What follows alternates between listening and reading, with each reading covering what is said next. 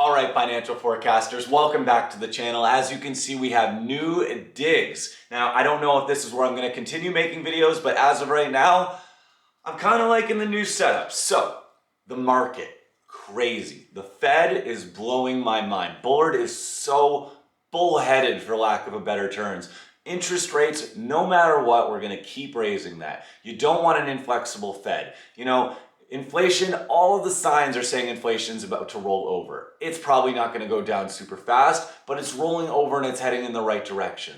But the economy is slowing. You can see that from guidance from some of the major companies, especially companies like Walmart and Target and Costco. These places are telling you everything's slowing down. So raising interest rates, inflexibility, when inflation's going down, but the economy is slowing down, just to be flexible. The Fed needs to be flexible.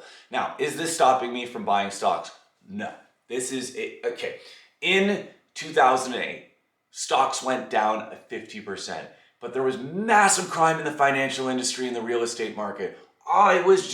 There was a reason there was a black swan event. Now, so I don't see us coming anywhere near that level. The NASDAQ was down 30%. That seems like a reasonable correction after the run up in 2020 and 2021. Okay, now 2000, there was a bunch of zombie companies. There was a bunch of companies that were just getting money for no reason other than they were the internet.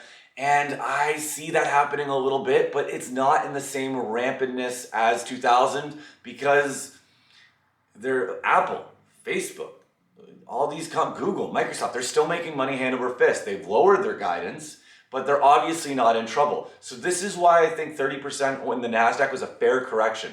Things are cheaper now, but they're still on average, either fairly priced or still a little bit expensive. But that's why I think the market's kind of just waiting it out. We'll probably trade sideways for a bit until we get the next round of whatever comes when the world of the geopolitical stuff calms down.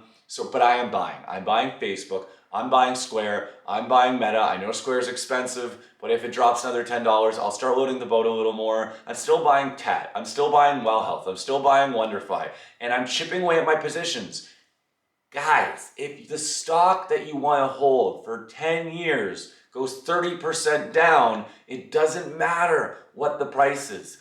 Start buying in. This is your portfolio. If you like a stock and you're staying in it, you're going to kick yourself. If you said, oh man, I wish I would have bought shares cheaper and the shares are cheaper now and you're not buying them, you're letting the market beat you. The psychology is playing you and it's going to cost you money. If the shares are cheaper than your average and you're going to hold the stock and not sell, average down. That's the most obvious investing advice, practicality you can see. All these huge fund managers are buying Facebook. They're buying, well, I don't know about Apple, but they're buying. They're buying. The prices are down massively, 30, 40% in some cases. And they're going to stay suppressed, but eventually they'll start rolling up again as guidance and everything settles down, especially when supply chain issues are resolved. Okay, guys, so this is the new digs. Thanks for coming back. I'm buying. I think the market's near a bottom.